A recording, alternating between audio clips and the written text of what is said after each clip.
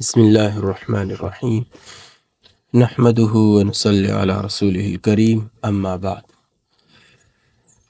میرے محترم عزیز بھائی اور دوستو، حضور صلی اللہ علیہ وسلم نے جب نبوت کا اعلان کیا اور اسلام کی طرف دعوت شروع ہوئی تو آہستہ آہستہ پھول کھلتے گئے، کلیاں کھلتی گئی، پھول کھلتے گئے، اور روزانہ کے حساب سے لوگ اسلام کی طرف آنا شروع ہوئے۔ شروع میں تھوڑے تھوڑے تھے، پھر آخر کار اللہ پاک نے اسلام کو عزت دی۔ تو اسلام لانے والوں کے نام پیچھے ذکر ہوئے تھے، اب تھوڑی تھوڑی تفصیل ہے ہر ایک نام کے ساتھ۔ تو عثمان بن عفان رضی اللہ عنہ کا اسلام۔ حضرت عثمان رضی اللہ عنہ فرماتے ہیں کہ میں ایک بار گھر میں گیا تو اپنی خالہ سعدہ کو گھر والوں کے ساتھ بیٹھے دیکھا۔ میری خالہ کہانت بھی کیا کرتی تھی، مجھ کو دیکھتے ہی یہ کہا، ابشر وحییت ثلاثا وثلاثا وترا ثم ثلاثا وثلاثا اخرى ثم باخرى لكي تتم عشرا لقيت خيرا ووقيت شرا نكحت والله حصانا زهرا وأنت بكر ولقيت بكرا يا عثمان يا عثمان يا عثمان۔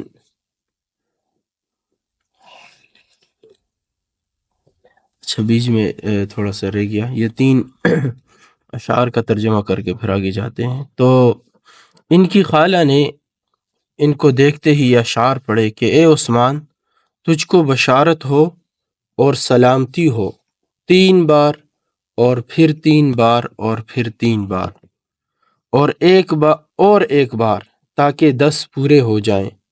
تو خیر سے ملا اور شر سے محفوظ ہوا۔ خدا کی قسم، تو نے ایک نہایت پاک دامن اور حسین عورت سے نکاح کیا، تو خود بھی ناقد خدا ہے۔ ناقد خدا پیچھے بھی گزرا تھا، کنوارے کو کہتے ہیں، بغیر جس کی ابھی تک شادی نہ ہوئی ہو۔ تو خود بھی ناقد خدا ہے اور ناقد خدا سے تیری شادی ہوئی ہے۔ یہ سن کر مجھ کو بہت تعجب ہوا اور میں نے کہا، اے خالہ، کیا کہتی ہو؟ اس پر سعدہ نے یہ اور اشعار پڑھے، یا عثمان یا عثمان یا عثمان، لک الجمال ولک الشان، هذا نبی معه البرهان، ارسلہ بحقه الدیان، وجاءه التنزیل والفرقان، فاتبعه لا تغیا بک الاوثان۔ کہ اے عثمان، اے عثمان، اے عثمان، تیرے لیے جمال بھی ہے اور تیرے لیے شان بھی ہے۔ یہ نبی ہیں جن کے ساتھ نبوت اور رسالت کے براہین اور دلائل بھی ہیں۔ رب الجزا نے ان کو حق دے کر بھیجا ہے۔ ان پر اللہ کا کلام اترتا ہے جو حق اور باطل میں تمیز کرتا ہے، پس تو ان کا اتباع کر، کہیں بت تجھ کو گمراہ نہ کر دے۔ میں نے کہا، اے خالہ، آپ تو ایسی شے کا ذکر کرتی ہے کہ جس کا شہر میں کبھی نام بھی نہیں سنا، کچھ سمجھ میں نہیں آتا۔ اس پر سعدہ نے یہ کہا، محمد بن عبد اللہ رسول من اللہ، جاء بتنزیل اللہ یدعو الی اللہ، قولہ صالح ودینہ فلاح وامرہ نجاح، ما ينفع السیاح ما ينفع السیاح لو وقع الرماح، وسلت الصفاح ومدت الرماح۔ محمد بیٹے ہیں عبداللہ کے، رسول ہے اللہ کے، اللہ کی طرف سے رسول ہیں اور اللہ کی طرف بلاتے ہیں۔ قول ان کا سراسر فلاح اور بہبود ہیں اور ان کا حال کامیاب ہے، ان کے مقابلہ میں کسی کی چیخ و پکار نفع نہ دے گی، اگرچہ کتنی ہی تلواریں اور نیزے ان کے مقابلے میں چلائی جائیں۔ یہ کہہ کر اٹھ گئی، مگر ان کا کلام میرے دل پر اثر کر گیا۔ اچھا، وہ کاہنہ تھی۔ کاہن جو ہوتے ہیں، جیسے آج کل عامل ہوتے ہیں، تو جنات کے ذریعے سے جو معمولات کر کے وہ مطلب یہ جو بتاتے ہیں کہ کسی پر جادو ہوا ہے، یہ ہوا ہے، وہ جو چیزیں بتلاتے ہیں، تو یہ جو کاہن ہوتے تھے اس زمانے میں، تو یہ بھی شیاطین ان کے تابع ہوتے تھے۔ تو قرآن پاک میں بھی اس کا ذکر ہے کہ پہلے شیطان جایا کرتے تھے، پہلا جو آسمان ہے یا بادلوں میں فرشتوں کو جو حکم ہوتا تھا کہ دنیا میں کوئی امر نافذ کرنا ہے تو اس کے بارے میں فرشتوں کا تذکرہ ہوتا تھا۔ تو یہ شیاطین اوپر جا کر ان کے فرشتوں کی باتیں ایک آدھ بات چرا کر سن کر پھر اس کے ساتھ 100 من گھڑت باتیں ملا کر ایک نقشہ بناتے تھے، کاہن کو یہ ساری بات بتا کے کاہن کو یہ بتاتے تھے کہ ایسا ایک کام ہونے والا ہے۔ وہ تو سچ ہوتا تھا، تو وہ ایک تیز ذہن کا آدمی ہوتا تھا۔ جیسے آپ دیکھیں، یعنی فی البدی انہوں نے کیسے اشعار پڑھے، ایک عورت ہے اور ایسے حضرت عثمان رضی اللہ عنہ کو دیکھ کر اس نے ایسے اشعار پڑھے جو ان کے ساتھ آگے ہونے والا تھا۔ تو ایک آدھ بات شیطان کی طرف سے اس کو بتلا دی جاتی تھی، پھر وہ اس کے قرائن کو دیکھتے ہوئے کہ یہ کیسے ہوگا تو کچھ 100 جھوٹ اس کے ساتھ ملا کے وہ لوگوں کو بات کہتے تھے۔ لیکن پھر آگے جب موقع آتا تھا تو ان باتوں میں سے وہ ایک بات تو حق ہوتی تھی، وہ تو ہو جاتی تھی، تو اس پر یقین کرتے ہوئے لوگ کاہنوں کا بڑا یعنی ان کو عزت دیتے تھے اور ان کی باتوں کا یقین کرتے تھے۔ تو اب اس نے بھی ایسے کچھ کیا ہوگا حضرت عثمان رضی اللہ عنہ کے چہرے کو دیکھ کر کہ یہ اسلام، اب حالانکہ ابھی تک وہ مسلمان بھی نہیں ہے، یہ اسلام لائیں گے اور پھر حضور صلی اللہ علیہ وسلم کی بیٹی کا ان سے نکاح ہوگا، جیسے کہا نا کہ آپ نے نکاح کی ایک پاک دامن عورت سے، تم بھی ناقد خدا ہو اور وہ بھی ناقد خدا ہے، تو یہ ساری بات اس نے بتا دی۔ تو حضرت عثمان رضی اللہ عنہ کہہ رہے کہ یہ کہہ کر میری خالہ سعدہ وہ اٹھ گئی، مگر ان کا کلام میرے دل پر اثر کر گیا۔ اچھا، یہ بیچ میں ایک بات جو میں نے کہی نا کہ شیاطین جاتے تھے، تو یہ حضور صلی اللہ علیہ وسلم کی نبوت سے پہلے تھا۔ جب حضور صلی اللہ علیہ وسلم کی نبوت کی ابتدا ہو گئی تو پھر قرآن کی آیتیں اتری کہ ہم نے ستاروں کو رجوما للشیاطین بنا دیا، اب جو بھی شیطان اوپر جائے گا اس کو ستارے مارے جائیں گے، جیسا کہ میں نے خود دیکھا ہے، آپ لوگوں نے بھی دیکھا ہوگا، ستاروں جو ایک دم سے چمک یعنی اس کی ظاہر ہوتی ہے، تو شیطان پھر بھی یعنی اب بھی شیطان اوپر جانے کی کوشش کر رہے ہیں، لیکن ان کو ستارے مار کر ان کو دور کیا جاتا ہے۔ تو یہ کہہ کر میری خالہ سعدہ اٹھ گئی، مگر ان کا کلام میرے دل پر اثر کر گیا، اس وقت سے غور و فکر میں پڑ گیا۔ ابوبکر رضی اللہ عنہ سے میرے تعلقات اور روابط تھے، ان کے پاس آ کر بیٹھ گیا۔ ابوبکر رضی اللہ عنہ نے مجھ کو متفکر دیکھ کر دریافت فرمایا، متفکر کیوں ہو، یعنی سوچ میں کیوں ہو؟ میں نے اپنی خالہ سے جو سنا تھا من وعن ابوبکر رضی اللہ عنہ سے بیان کر دیا۔ اس پر ابوبکر رضی اللہ عنہ نے کہا، اے عثمان، ماشاءاللہ تم ہوشیار اور سمجھدار ہو، حق اور باطل کے فرق کو خوب سمجھ سکتے ہو، تم جیسے کو حق اور باطل میں اشتباہ نہیں ہو سکتا۔ یہ بت کیا چیز ہیں جن کی پرستش میں ہماری قوم مبتلا ہے؟ کیا یہ بت اندھے اور بہرے نہیں جو نہ سنتے ہیں اور نہ دیکھتے ہیں اور نہ کسی کو ضرر پہنچا سکتے اور نہ نفع؟ حضرت عثمان رضی اللہ عنہ کہتے ہیں، میں نے کہا، خدا کی قسم، بے شک ایسے ہی ہیں جیسے تم کہتے ہو۔ اس پر حضرت ابوبکر رضی اللہ عنہ نے کہا، واللہ تمہاری خالہ نے بالکل سچ کہا، یہ محمد بن عبداللہ اللہ کے رسول ہیں، اللہ نے آپ کو اپنا پیام دے کر تمام مخلوق کی طرف بھیجا ہے۔ تم اگر مناسب سمجھو تو آپ صلی اللہ علیہ وسلم کی خدمت بابرکت میں حاضر ہو کر آپ کا کلام سنو، آپ صلی اللہ علیہ وسلم کا کلام سنو۔ یہ بات ہو ہی رہی تھی کہ حسن اتفاق دیکھو کہ رسول اللہ صلی اللہ علیہ وسلم اس طرف سے گزرتے ہوئے دکھائی دیے۔ حضرت علی رضی اللہ عنہ آپ کے ہمراہ تھے اور کوئی کپڑا آپ کے ہاتھ میں تھا۔ حضرت ابوبکر رضی اللہ عنہ آپ کو دیکھ کر اٹھے اور آہستہ سے گوش مبارک میں کچھ عرض کیا۔ گوش کان کو کہتے ہیں، خر گوش جو ہوتا ہے نا، تو جو خرگوش ہے اس کے کان خر کی طرح ہے، گدھے کی طرح ہے، تو اس کو خرگوش کہا جاتا ہے۔ تو حضور صلی اللہ علیہ وسلم کے کان میں انہوں نے کچھ عرض کیا، آپ تشریف لائے اور بیٹھ گئے، اور حضرت عثمان رضی اللہ عنہ کی طرف متوجہ ہو کر یہ فرمایا کہ عثمان، اللہ جنت کی دعوت دیتا ہے، تم اللہ کی دعوت قبول کرو، اور میں اللہ کا رسول ہوں جو تمہاری طرف اور تمام مخلوق کی طرف بھیجا گیا ہوں۔ حضرت عثمان رضی اللہ عنہ فرماتے ہیں فواللہ ما تمالکت حین سمعت قولہ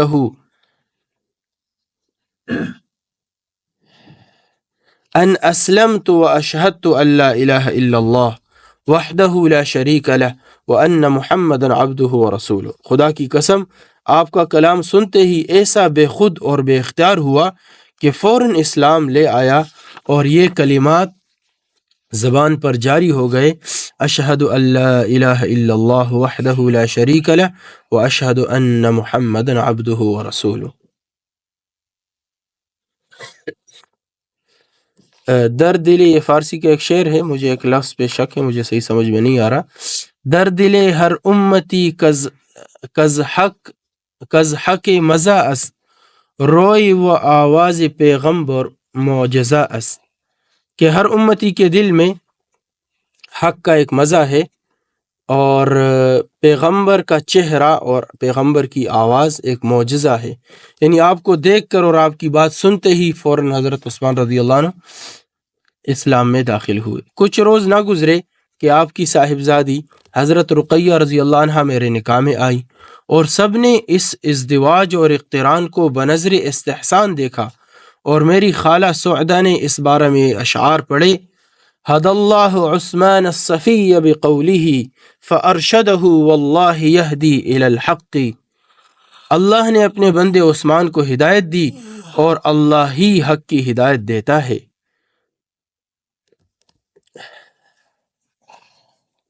فتابع بالرأي السديد محمدا وكان ابن اروى لا يسد عن الحق۔ پس عثمان نے اپنی صحیح رائے سے محمد صلی اللہ علیہ وسلم کا اتباع کیا، اور آخر وہ اروا کا بیٹا تھا۔ اروا حضرت عثمان رضی اللہ عنہ کی والدہ کا نام ہے۔ فکر اور رویہ یعنی سمجھ سے کام لیا اور حق سے اعراض نہ کیا۔ اروا بنت قریظ حضرت عثمان رضی اللہ عنہ کی والدہ کا نام ہے۔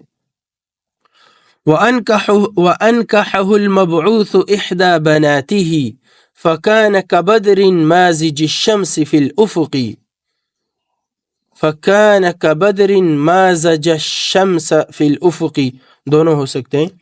اور اس پیغمبر برحق نے اپنی ایک صاحبزادی اس کے نکاح میں دی، پس یہ التقاء ایسا ہوا جیسے شمس بدر کا افق میں اجتماع ہو جائے۔ یہاں بیچ میں واو ہونا چاہیے، شمس و بدر کا افق میں اجتماع ہو جائے۔ شمس سورج کو کہتے ہیں، اور بدر 14ویں رات کا جو چاند ہوتا ہے اس کو کہتے ہیں۔ جب دونوں افق میں آسمان کے کنارے میں جمع ہو جائے تو کیا ہی یعنی اس کی روشنی ہوگی۔ فدن لک یبن الہاشمیین مہجتی فانت امین اللہ ارسلت للخلق۔ اے ہاشم کے بیٹے محمد بن عبداللہ، میری جان آپ پر قربان ہو، آپ تو اللہ کے امین ہیں، مخلوق کی ہدایت کے لیے بھیجے گئے ہیں۔ حضرت عثمان بن عفان رضی اللہ عنہ کے اسلام لانے کے دوسرے روز بعد حضرت ابوبکر رضی اللہ عنہ ان حضرات کو آپ کی خدمت میں لے کر حاضر ہوئے۔ کون حضرات؟ ان کے نام ذکر ہے: عثمان بن مظعون، ابو عبیدہ بن جراح، اور عبد الرحمن بن عوف، ابو سلمہ بن عبد الاسد، اور ارقم بن ابو الارقم۔ یہ سب کے سب ایک ہی مجلس میں مشرف باسلام ہوئے۔ یزید بن رومان سے مروی ہے کہ عثمان بن مظعون، عبیدہ بن حارث، ابو عبیدہ بن جراح، عبد الرحمن بن عوف اور ابو سلمہ بن عبد الاسد، یہ سب مل کر آپ کی خدمت میں حاضر ہوئے۔ آپ نے اسلام پیش کیا اور احکام اسلام سے آگاہ اور خبردار کیا۔ بیک وقت سب نے اسلام قبول کیا، اور یہ سب حضرات دار ارقم میں پناہ گزین ہونے سے قبل اسلام لائے۔ آگے ہے اسلام عمار رضی اللہ عنہ اور صہیب رضی اللہ عنہ کا۔ عمار بن یاسر رضی اللہ عنہ فرماتے ہیں کہ دار ارقم کے دروازے پر صہیب بن سنان سے میری ملاقات ہوئی اور رسول اللہ صلی اللہ علیہ وسلم اندر تشریف فرما تھے۔ میں نے صہیب سے پوچھا کہ کیا ارادہ ہے؟ صہیب نے بھی مجھ سے یہی سوال کیا کہ تمہارا کیا ارادہ ہے؟ میں نے کہا میرا ارادہ یہ ہے کہ آپ کے پاس حاضر ہوں اور آپ کا کلام سنوں۔ ہم دونوں دار ارقم میں داخل ہوئے، آپ نے ہم پر اسلام کو پیش کیا، ہم اسی وقت مشرف بہ اسلام ہو گئے۔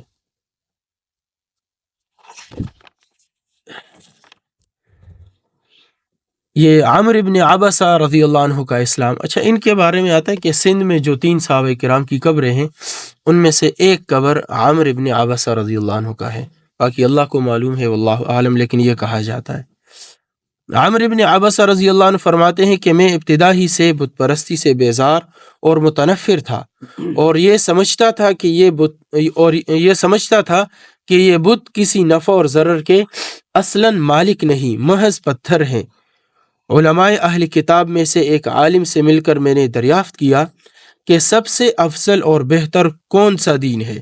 اس عالم نے یہ کہا کہ ایک شخص مکہ میں ظاہر ہوگا، بت پرستی سے اللہ کی توحید کی طرف بلائے گا، سب سے بہتر اور افضل دین لے کے آئے گا، تم اگر ان کو پاؤ تو ضرور ان کا اتباع کرنا۔ عامر بن عبسہ رضی اللہ عنہ فرماتے ہیں اس وقت سے ہر وقت مجھ کو مکہ ہی کا خیال رہتا تھا، ہر وارد و صادر سے مکہ کی خبر دریافت کرتا تھا، یہاں تک کہ مجھ کو حضرت صلی اللہ علیہ وسلم کی خبر ملی۔ آپ کی خبر ملنے پر میں مکہ مکرمہ حاضر ہوا اور مخفی طور پر آپ سے ملا اور عرض کیا کہ آپ کون ہیں؟ آپ نے فرمایا میں اللہ کا نبی ہوں۔ میں نے کہا اللہ نے آپ کو بھیجا ہے؟ آپ صلی اللہ علیہ وسلم نے فرمایا ہاں۔ میں نے کہا اللہ نے آپ کو کیا پیغام دے کر بھیجا ہے؟ آپ صلی اللہ علیہ وسلم نے فرمایا اللہ کو ایک مانا جائے، اس کے ساتھ کسی کو شریک نہ گردانا جائے، بتوں کو توڑا جائے اور صلہ رحمی کی جائے۔ میں نے عرض کیا کہ اس بارے میں کون آپ کے ساتھ ہیں؟ آپ نے فرمایا کہ ایک آزاد اور ایک غلام، یعنی ابو بکر رضی اللہ عنہ اور بلال۔ میں نے عرض کیا میں بھی آپ کا پیرو اور متبع ہوں، آپ کے ہمراہ ہوں گا۔ آپ نے فرمایا اس وقت تو اپنے وطن لوٹ جا، جب میرے غلبہ کا علم ہو اس وقت آ جانا۔ عامر بن عبسہ رضی اللہ عنہ فرماتے ہیں میں مسلمان ہو کر وطن واپس ہو گیا اور آپ کی خبریں دریافت کرتا رہا۔ جب آپ ہجرت فرما کر مدینہ منورہ تشریف لے گئے تو میں آپ کی خدمت میں حاضر ہوا اور عرض کیے یا رسول اللہ آپ نے مجھ کو پہچانا؟ آپ صلی اللہ علیہ وسلم نے فرمایا ہاں، تم وہی ہو جو مکہ میں میرے پاس آئے تھے۔ میں نے عرض کیا ہاں یا رسول اللہ میں وہی ہوں، مجھ کو کچھ تعلیم دیجیے۔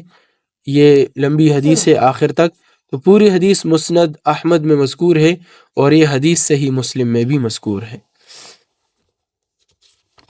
باقی انشاءاللہ کل پڑھیں گے۔ تو یہ صحابہ کرام کے اسلام لانے کے واقعات ہیں۔ تو شروع میں بہت مشکل گھڑیاں تھی، بہت مشکل اوقات تھی، لیکن جیسے یہ دیکھا جائے کہ اللہ کے نبی صلی اللہ علیہ وسلم خود سے ان کو کہہ رہے کہ ابھی اپنے اسلام کو ظاہر نہ کریں۔ سبحان اللہ و بحمدہ، سبحانک اللہم و بحمدک۔